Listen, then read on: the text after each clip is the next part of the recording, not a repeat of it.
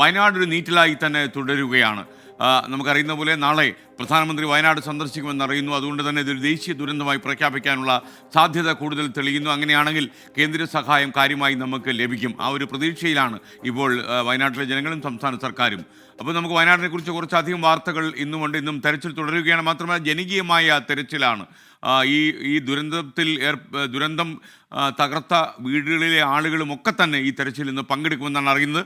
അപ്പോൾ നിങ്ങളുടെ എല്ലാം അനുമതിയുടെ വർദ്ധിത വീര്യത്തിൽ നമ്മൾ ആരംഭിക്കുന്നു. Good morning with R Sreekandan Nair.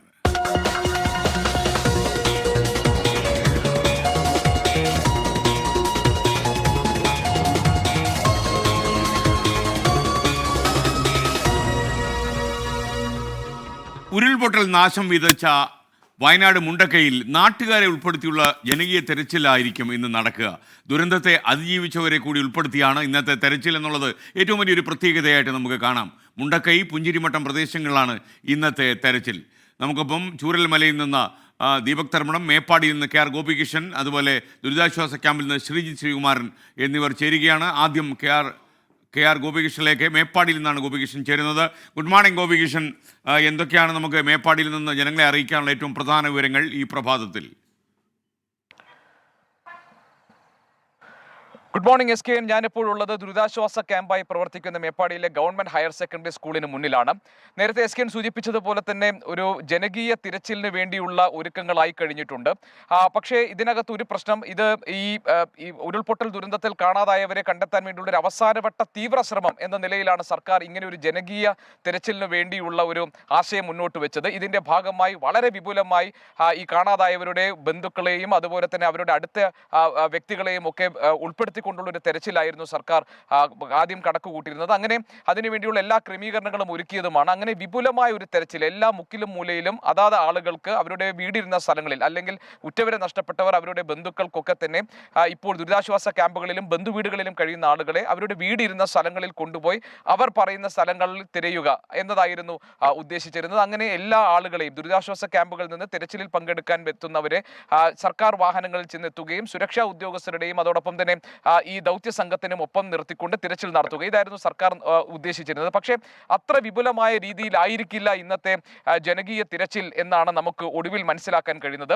രാവിലെ 6 മണി മുതൽ വൈകിട്ട് 6 മണി വരെ നീളുന്ന വിപുലമായ തിരച്ചിൽ എന്നതായിരുന്നു സർക്കാർ നേരത്തെ കണക്ക് കൂട്ടിയിരുന്നതെങ്കിൽ ഇപ്പോഴത് രാവിലെ 8 മണി മുതൽ 11 മണി വരെ ഏതാണ്ട് 3 മണിക്കൂർ മാത്രമായിരിക്കും തിരച്ചിൽ ഉണ്ടാവുക. മാത്രമല്ല ഓരോ ദുരിതാശ്വാസ ക്യാമ്പിൽ നിന്നും 3 പേരെ ഉൾപ്പെടുത്തിക്കൊണ്ട് അങ്ങനെ ഏതാണ്ട് ഒരു 25-30 പേർ മാത്രമായിരിക്കും ഇന്നത്തെ തിരച്ചിലിൽ പങ്കെടുക്കുക എന്ന വിവരം കൂടി വരുന്നുണ്ട്. ആ അർത്ഥത്തിൽ പരിമിതമായ ഒരു തിരച്ചിലായിരിക്കും ഇന്നുണ്ടാവുക. അതിന് പ്രധാനപ്പെട്ട കാരണം പ്രധാനമന്ത്രി നരേന്ദ്രമോദി നാളെ ഈ ദുരിത മേഖല സന്ദർശിക്കാൻ വേണ്ടി എത്തുന്നുണ്ട്. അദ്ദേഹത്തിന്റെ സന്ദർശനവുമായി ബന്ധപ്പെട്ട സുരക്ഷാ ക്രമീകരണങ്ങൾ വിപുലമായി നടക്കുകയാണ്. അതിന്റെ ഭാഗമായി ഉന്നത ഉദ്യോഗസ്ഥരൊക്കെ ഈ ദുരന്ത മേഖലയിൽ എത്തുകയും അവിടുത്തെ സ്ഥിതിഗതികൾ വിലയിരുത്തുകയും ചെയ്യുന്നുണ്ട്. പ്രധാനമന്ത്രിയുടെ വരവിന് വേണ്ടിയുള്ള സുരക്ഷ ഒരുക്കുന്നതിന്റെ ഭാഗമായി സ്വാഭാവികമായും ഇന്നത്തെ ജനകീയ തെരച്ചിൽ അത്ര വിപുലമായി നടത്താൻ കഴിയില്ല എന്ന അവസ്ഥയുണ്ട്. ഈ സാഹചര്യത്തിൽ നേരത്തെ നിശ്ചയിച്ചതിൽ നിന്ന് വ്യത്യസ്തമായി പരിമിതമായ രീതിയിലായിരിക്കും ഇന്നത്തെ തെരച്ചിൽ എന്നുള്ള വിവരമാണ് നമുക്ക് ഇപ്പോൾ ലഭിക്കുന്നത്. ഈ കാര്യത്തിൽ ഒരു സർക്കാർ തലത്തിൽ ഒരു വിശദീകരണമോ അതിൽ ഏതെങ്കിലും തരത്തിലുള്ള വ്യക്തതയോ വരുത്തിയിട്ടില്ല. പക്ഷേ എങ്കിലും നമുക്ക് മനസ്സിലാക്കാൻ കഴിയുന്നത് നിലവിലെ സാഹചര്യത്തിൽ പരിമിതമായ രീതിയിലുള്ള തിരച്ചിലാണ്. 8 മണിക്കായിരിക്കും ദുരിതാശ്വാസ ക്യാമ്പുകളിൽ നിന്ന്, അതും ചെറുപ്പക്കാരെ ആയിരിക്കും കൊണ്ടുപോവുക. അടുത്ത ബന്ധുക്കളെ ഈ തിരച്ചിലിൽ നിന്ന് ഒഴിവാക്കുന്നുണ്ട് എന്ന വിവരം കൂടി നമുക്ക് വരുന്നുണ്ട്. അത് സ്ഥിരീകരിക്കാനുള്ളതാണ് SK. അതിന് കാരണം അതിവൈകാരികമായ ഒരു നിമിഷം ചിലപ്പോൾ അവർക്കുണ്ടാകും. അവരുടെ ഏറ്റവും അടുത്ത പ്രിയപ്പെട്ട ആരുടെയെങ്കിലും മൃതശരീരങ്ങളോ ശരീരഭാഗങ്ങളോ കണ്ടെടുക്കുകയാണെങ്കിൽ ഒരുപക്ഷെ അവരെ നിയന്ത്രിക്കുക വളരെ പ്രയാസമായിരിക്കും. അതുകൊണ്ട് അടുത്ത ബന്ധുക്കളെ ഒഴിവാക്കിക്കൊണ്ടാണ് ഈ തെരച്ചിൽ നടത്താൻ പോകുന്നത് എന്ന വിവരം കൂടി വരുന്നുണ്ട്. നമുക്ക് പറയാനുള്ള പ്രധാനപ്പെട്ട കാര്യം SK, ഇന്നത്തെ തെരച്ചിൽ നേരത്തെ നിശ്ചയിച്ചതുപോലെയുള്ള അതിവിപുലമായ ഒരു തിരച്ചിലായിരിക്കില്ല എന്നതാണ്. പക്ഷെ അതേസമയം തന്നെ പ്രധാനമന്ത്രിയുടെ വരവിന് മുന്നോടിയായി ഇങ്ങനെ ഒരു നിയന്ത്രണം കൊണ്ടുവരുമ്പോൾ തന്നെ വിപുലമായ ഒരു ജനകീയ തിരച്ചിലിനെ കുറിച്ചുള്ള ഒരു ആലോചന സർക്കാർ തലത്തിൽ നടക്കുന്നുണ്ട് എന്ന സൂചന കൂടി വരുന്നുണ്ട്. അങ്ങനെയാണെങ്കിൽ ആ തിരച്ചിൽ ഞായറാഴ്ചയായിരിക്കും നടത്തുക എന്നാണ് നമുക്ക് മനസ്സിലാക്കാൻ കഴിയുന്നത്. ഇന്നത്തെ തിരച്ചിൽ ഏതാണ്ട് 8 മണി മുതൽ 11 മണി വരെ 3 മണിക്കൂറായി പരിമിതപ്പെടുത്തുകയും ഞായറാഴ്ച രാവിലെ മുതൽ വൈകിട്ട് വരെ ഇവരെല്ലാം ഉൾപ്പെടുത്തിക്കൊണ്ടുള്ള ഒരു വിപുലമായ തിരച്ചിൽ എന്ന ഒരു ആലോചന സർക്കാർ തലത്തിലുണ്ട് എന്നാണ് മനസ്സിലാക്കുന്നത്. നേരത്തെ ഈ തിരച്ചിലിൽ പങ്കെടുക്കാൻ താല്പര്യമുള്ളവരുടെ ഒരു പട്ടിക പുറത്തു വന്നത് 190 പേർ ഈ തിരച്ചിലിൽ പങ്കെടുക്കാൻ തയ്യാറായി നിൽക്കുന്നുണ്ട് എന്നതായിരുന്നു. പക്ഷേ ഇന്നിപ്പോൾ നമ്മൾ മനസ്സിലാക്കുന്നത് ഒരു ദുരിതാശ്വാസ ക്യാമ്പിൽ നിന്ന് 3 പേർ വീതമാണെങ്കിൽ ഏതാണ്ട് 25-30 പേരെ മാത്രം ഉൾപ്പെടുത്തിയിട്ടുള്ള ഒരു തിരച്ചിലായിരിക്കും ഉണ്ടാകുക എന്നതാണ്. സംസ്ഥാന സർക്കാർ ഈ പ്രധാനമന്ത്രിയുടെ വരവിനെ വളരെ വളരെ ആകാംക്ഷയോട് കൂടിയാണ് ഉറ്റുനോക്കുന്നത്. കാരണം ദേശീയ ദുരന്തമായി വയനാട്ടിലെ ഉരുൾപൊട്ടൽ ദുരന്തത്തെ പ്രഖ്യാപിക്കണമെന്നും അതിതീവ്ര ദുരന്തമായി ഇതിനെ കേന്ദ്ര സർക്കാർ കണക്കാക്കണം എന്നതുമാണ് സംസ്ഥാന സർക്കാർ താല്പര്യപ്പെടുന്നതും. ആ ഒരു നിർദ്ദേശമാണ് മുന്നോട്ട് വെച്ചിരിക്കുന്നതും. പക്ഷേ ഈ കാര്യത്തിൽ പ്രധാനമന്ത്രിയുടെ നാളത്തെ സന്ദർശനം അതുകൊണ്ട് തന്നെ വളരെ വളരെ പ്രധാനപ്പെട്ടതാണ്. കേന്ദ്ര ആഭ്യന്തര മന്ത്രാലയം ഒരു 9 അംഗ സംഘത്തെ എത്രത്തോളം തീവ്രമായ ഉരുൾപൊട്ടലും അതിന്റെ ആഘാതം എത്രത്തോളമാണ് എന്ന് പഠിച്ച് റിപ്പോർട്ട് നൽകാൻ വേണ്ടി നിയോഗിച്ചിട്ടുണ്ട്. കേന്ദ്ര ആഭ്യന്തര വകുപ്പ് ജോയിന്റ് സെക്രട്ടറി രാജീവ് കുമാർ നേതൃത്വം കൊടുക്കുന്ന സംഘമാണ് ഇവിടെ എത്തി ഇതിന്റെ തീവ്രത, ദുരന്ത മേഖലയിലെ തീവ്രത എത്രത്തോളം ഉണ്ട് എന്ന് കണക്കാക്കാൻ പോകുന്നത്. സ്വാഭാവികമായും പ്രധാനമന്ത്രിയുടെ സന്ദർശനം കേരളത്തിന് നൽകുന്ന ഒരു പ്രതീക്ഷ, അദ്ദേഹം ഈ ദുരന്ത മേഖല സന്ദർശിച്ച ശേഷം ഒരു സ്പെഷ്യൽ പാക്കേജ് കേരളത്തിന് വേണ്ടി പ്രഖ്യാപിക്കാനുള്ള സാധ്യതയുണ്ട് എന്ന സൂചനകൾ കൂടി വരുന്നുണ്ട്. ഏതായാലും ഈ കാര്യങ്ങളിലെല്ലാം നാളെ പ്രധാനമന്ത്രിയുടെ സന്ദർശനത്തിന് ശേഷം മാത്രമേ വ്യക്തത വരികയുള്ളൂ. ഏതായാലും SKN ഇനിയിപ്പോൾ ജനകീയ തിരച്ചിലിന്റെ മണിക്കൂറുകളാണ്. നേരത്തെ നിശ്ചയിച്ചിരുന്നത് 6 മണി മുതലാണെങ്കിൽ ഇപ്പോൾ 8 മണി മുതൽ 11 മണി വരെ 3 മണിക്കൂർ മാത്രമായിരിക്കും തിരച്ചിൽ. അതിന് വേണ്ടി ഓരോ ക്യാമ്പുകളിൽ നിന്നും 3 പേർ വീതമായിരിക്കും അവരെ സർക്കാർ വാഹനങ്ങളിൽ അവിടെ എത്തിക്കുക. അതിനുശേഷം ദൗത്യ സംഘത്തിനൊപ്പം അവരവരുടെ വീടിരുന്ന സ്ഥലങ്ങളിലേക്ക് കൊണ്ടുപോയി ആ സ്ഥലങ്ങളിൽ തിരച്ചിൽ നടത്തുക എന്നതാണ് ഇപ്പോൾ ഉദ്ദേശിക്കുന്നത്. ഏതായാലും 8 മണിക്ക് അറിയാം നമുക്ക് എത്ര പേരായിരിക്കും ഈ തിരച്ചിലിൽ പങ്കെടുക്കുക എന്നത്. മറ്റു വിവരങ്ങൾ അതിന് പിന്നാലെ വരും. Thank you. മേപ്പാടിയിൽ നിന്നാണ് KR ഗോപികൃഷ്ണൻ സംസാരിച്ചത്. ഇനി നമുക്ക് കൽപ്പറ്റയിൽ നമ്മുടെ പ്രതിനിധി ദീപക് തർമ്മണുണ്ട്. ദീപക് തർമ്മണം കൂടി തത്സമയം ചേരുകയാണ്. Deepak, good morning. ദീപക്, യഥാർത്ഥത്തിൽ ഈ വയനാടിനൊരു പുതിയ പാക്കേജോ അതല്ലെങ്കിൽ വയനാട് ദേശീയ ദുരന്തമായി പ്രഖ്യാപിക്കലോ ഒക്കെ നാളെ ഉണ്ടാകും എന്ന് നമ്മുടെ ജനങ്ങൾ പ്രതീക്ഷിക്കുകയാണ്. പ്രധാനമന്ത്രിയുടെ സന്ദർശനം അതുകൊണ്ട് വളരെ പ്രധാനപ്പെട്ടതാണ് എന്നും കൂടി ഗോപികൃഷ്ണൻ പറഞ്ഞു വയ്ക്കുന്നു. അപ്പോൾ അവിടെ നിന്ന് കൽപ്പറ്റയിൽ നിന്ന് താങ്കൾക്ക് എന്തൊക്കെ വിവരങ്ങളാണ് പുറം ലോകത്തെ അറിയിക്കാനുള്ളത്? SKN പ്രധാനമന്ത്രിയുടെ ഒരു ദിവസം നീളുന്ന സന്ദർശനം, ആ സന്ദർശനത്തിന് വലിയ പ്രാധാന്യം, വലിയ പ്രതീക്ഷയാണ് കേരളം കാണുന്നത്, ജനങ്ങൾ, വയനാട്ടുകാർ, അതുപോലെ തന്നെ സർക്കാരും കാണുന്നത്. ഏറ്റവും പ്രധാനപ്പെട്ട കാര്യം, പ്രധാനമന്ത്രിയുടെ ഹെലികോപ്റ്ററിൽ തന്നെ മുഖ്യമന്ത്രിയും ചീഫ് സെക്രട്ടറിയും അതുപോലെ DGPയും കണ്ണൂരിൽ നിന്നും, അതായത് പ്രധാനമന്ത്രി നേരെ എത്തുന്നത് 11 മണിക്ക് കണ്ണൂർ വിമാനത്താവളത്തിലാണ്. പ്രധാനമന്ത്രിയോടൊപ്പം സുരേഷ് ഗോപിയും ജോർജ് കുര്യനും കേന്ദ്ര സഹമന്ത്രിമാർ ഉണ്ടാകുമെന്നാണ് അറിയുന്നത്. ഇതുകൂടാതെ ചില പ്രധാനപ്പെട്ട വ്യക്തികളും കൂടി അതിൻ്റെ കൂടെ ഉണ്ടാകും. അത് കഴിഞ്ഞ് കണ്ണൂർ വിമാനത്താവളത്തിൽ നിന്നും ഹെലികോപ്റ്റർ വഴി കൽപ്പറ്റയിലേക്ക് എത്തുന്നു. കൽപ്പറ്റയിൽ നിന്നും ആദ്യം പോകുന്നത് ബേലി പാലത്തിലേക്കാണ്. അതായത് സൈന്യം ചരിത്രം സൃഷ്ടിച്ച് നിർമ്മിച്ച ബേലി പാലത്തിൽ വെച്ച് സേനാ വിഭാഗത്തിൻ്റെ തലവന്മാരെ കാണും. ഇതിനിടയിൽ ഹെലികോപ്റ്ററിൽ വെച്ച് തന്നെ ചീഫ് സെക്രട്ടറി ഈ ദുരന്തത്തിൻ്റെ ആഘാതത്തെക്കുറിച്ച് ബ്രീഫ് ചെയ്യും. കാരണം ആദ്യം തന്നെ ഒരു ഏരിയൽ സർവേ പ്രധാനമന്ത്രി നടത്തുന്നുണ്ട്. അതായത് പുത്തുമല, സംസ്കാരം നടന്ന പുത്തുമല, അതുപോലെ തന്നെ ഏറ്റവും കൂടുതൽ ആഘാതമുണ്ടായ മുണ്ടക്കൈ, പുഞ്ചിരിവട്ടം, അതുപോലെ ഈ ബേലിപ്പാലവും ചൂരൽമലയും, ഇത്രയും പ്രദേശത്തേക്ക് ഹെലികോപ്റ്ററിലൂടെ ഏരിയൽ സർവേ നടത്തി പ്രധാനമന്ത്രി നേരിട്ട് കാണും. ഇതിനുശേഷം അദ്ദേഹം നേരിട്ട് ദുരന്തമുഖത്തേക്ക് റോഡ് മാർഗം പോവുകയാണ്. കൽപ്പറ്റയിൽ നിന്ന് റോഡ് മാർഗം പോകും. ഇതിനുശേഷം ക്യാമ്പുകൾ സന്ദർശിക്കും, ആശുപത്രിയും സന്ദർശിക്കും എന്നുള്ളതാണ് നമുക്ക് SPGയിൽ നിന്ന് ലഭിച്ച വിവരം. SPGയുടെ സംഘം ഇന്നലെ തന്നെ ഇവിടെ എത്തി പരിശോധന ആരംഭിച്ചു. SPGയുടെ ADGPയും കേരള കേഡറിലുള്ള സുരേഷ് രാജ് പുരോഹിതും ഇവിടത്തേക്ക് എത്തുന്നുണ്ട്. ഏതായാലും വലിയ ഒരുക്കങ്ങളാണ് നടത്തുന്നത്. ഏറ്റവും പ്രധാനപ്പെട്ട കാര്യം, മുഖ്യമന്ത്രി ഒപ്പമുണ്ട് എന്നുള്ളതും. കലക്ട്രേറ്റിൽ പ്രധാനമന്ത്രി ഒരു യോഗം വിളിച്ചിരിക്കുന്നു. അതായത് ഈ പര്യടനം എല്ലാം കഴിഞ്ഞ് ദുരന്തമുഖത്തു നിന്നും എത്തിയതിനു ശേഷം പ്രധാനപ്പെട്ട ഉദ്യോഗസ്ഥരുമായി മുഖ്യമന്ത്രി, മന്ത്രിമാർ, അതുപോലെ ചീഫ് സെക്രട്ടറി തുടങ്ങിയ ADGP MR അജിത് കുമാർ, അതുപോലെ തന്നെ മറ്റ് പ്രധാനപ്പെട്ട ഇൻസിഡൻറ്റ് കമാൻഡർ സേതുരാമൻ, ഇവരെയൊക്കെ പങ്കെടുപ്പിച്ചുകൊണ്ട് പ്രധാനമന്ത്രി ഒരു യോഗം, ഒരു ബ്രീഫിംഗ് പ്ലാൻ ചെയ്തിട്ടുണ്ട്. മറ്റൊരു പ്രധാനപ്പെട്ട കാര്യം SKN, ഇതിലൊന്നും തന്നെ മാധ്യമങ്ങൾക്ക് പ്രവേശനമില്ല എന്നുള്ളതാണ്. നമ്മൾ ഇന്നലെയും ജില്ലാ ഭരണകൂടത്തോടും SPയോടൊക്കെ ചോദിച്ച സമയത്ത് പ്രധാനമന്ത്രിക്കൊപ്പം വരുന്ന ദൂരദർശൻ്റെയും ANIയുടെയും സംഘമല്ലാതെ മറ്റു മാധ്യമങ്ങൾ, കേരളത്തിലെ മാധ്യമങ്ങൾക്ക് ഒപ്പം യാത്ര നടത്താനോ പ്രധാനമന്ത്രിയുടെ സന്ദർശനം കവർ ചെയ്യാനോ അനുമതിയില്ല. ഏതായാലും ദുരന്തമുഖത്തായതുകൊണ്ട് നമുക്കതിൽ വാശി പിടിക്കാൻ നിർവാഹമില്ല. പക്ഷേ ദൂരദർശനും മറ്റും സംപ്രേഷണം ചെയ്യുന്നതുകൊണ്ട് തന്നെ നമുക്ക് തത്സമയം വിവരങ്ങൾ നൽകാൻ സാധിക്കും.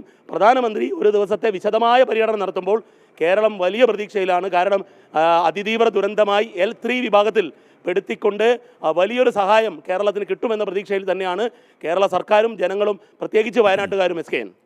ഓക്കെ, ദീപക് തർമ്മണമാണ് കൽപ്പറ്റയിൽ നിന്ന് ചേർന്നത്. ഇനി ചൂരൽമലയിൽ നിന്ന് നമുക്കൊപ്പം ഷഹദ് റഹ്മാൻ കൂടി ചേരുന്നു. Shahad, good morning.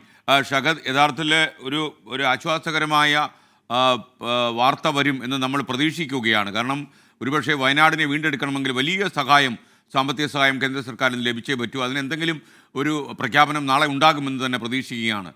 ചൂരൽമലയിൽ നിന്ന് ലേറ്റസ്റ്റ് ആയിട്ട് എന്ത് വിവരമാണ് ഷഹദിന് നൽകാനുള്ളത്? ഞാൻ നിൽക്കുന്നത് സൂചിപ്പിച്ചതുപോലെ തന്നെ ചൂരൽമലയിലാണ്. ഈ ബെയിലിസ് പാലത്തിന് സമീപത്താണ്. കഴിഞ്ഞ ദിവസങ്ങളിൽ എൻ്റെ ഈ പുറകിൽ കാണുന്ന ഈ പുഴ അല്ലെങ്കിൽ ഈ ഒരു വെള്ളം അത് വലിയ രീതിയിൽ കുത്തൊഴുകി പോകുന്ന ഒരു സാഹചര്യം ഉണ്ടായിരുന്നു. ഇപ്പോൾ ഈ ഭൂമി വീണ്ടും പഴയ രീതിയിലേക്ക് മാറിയിരിക്കുന്നു എന്നുള്ളതാണ്. ആദ്യഘട്ടത്തിൽ 6 മണിക്ക് തെരച്ചിൽ ആരംഭിക്കുമെന്ന് പറഞ്ഞു. പക്ഷേ നിലവിൽ 8 മണിയിലേക്ക് അത് മാറ്റിയിരിക്കുന്നു. ഒഫീഷ്യലായിട്ട് നമ്മൾ അറിയിച്ചത് 6 മണി എന്നാണെങ്കിലും ഈ ക്യാമ്പിൽ കഴിയുന്ന ആളുകളെ 8 മണി എന്നുള്ളൊരു കാര്യമാണ് അറിയിച്ചിട്ടുള്ളത് എന്നുള്ളതാണ്. അപ്പോൾ 8 മണിയോടുകൂടി ഈ തെരച്ചിൽ ആരംഭിക്കും. ഇപ്പോൾ പോലീസ് ഉദ്യോഗസ്ഥരും അതുപോലെ തന്നെ മറ്റ് സേനാ വിഭാഗങ്ങളും ഇവിടേക്ക് എത്തിയിട്ടുണ്ട്. പ്രത്യേകിച്ച് NDRF ഉൾപ്പെടെയുള്ള ആളുകൾ ഇവിടേക്ക് എത്തി തുടങ്ങുന്നുണ്ട്. അതുപോലെ തന്നെ ഫോറസ്റ്റ്, KSEB തുടങ്ങിയ ഇന്ന് ഈ തെരച്ചിലിന്റെ ഭാഗമാകേണ്ട മുഴുവൻ ആളുകളും ഈ മേഖലയിലേക്ക് എത്തി തുടങ്ങുന്നു എന്നുള്ളതാണ് ഏറ്റവും പുതുതായിട്ട് നമുക്ക് ഇവിടെ നിന്നും പറയാനുള്ളത്. ഇതിൽ ആദ്യഘട്ടത്തിൽ 190 പേർ ക്യാമ്പുകളിൽ മാത്രം രജിസ്റ്റർ ചെയ്തിട്ടുണ്ടായിരുന്നു. എന്നാൽ ഇപ്പോൾ ഗോപികൃഷ്ണൻ സൂചിപ്പിച്ചതുപോലെ തന്നെ ഇതിൽ പൂർണ്ണമായിട്ടും ഒരു മാറ്റം വരികയാണ്. കാരണം ഇന്നത്തെ ഈ തെരച്ചിലിന്റെ മുഖം പൂർണ്ണമായിട്ടും മാറുകയാണ്.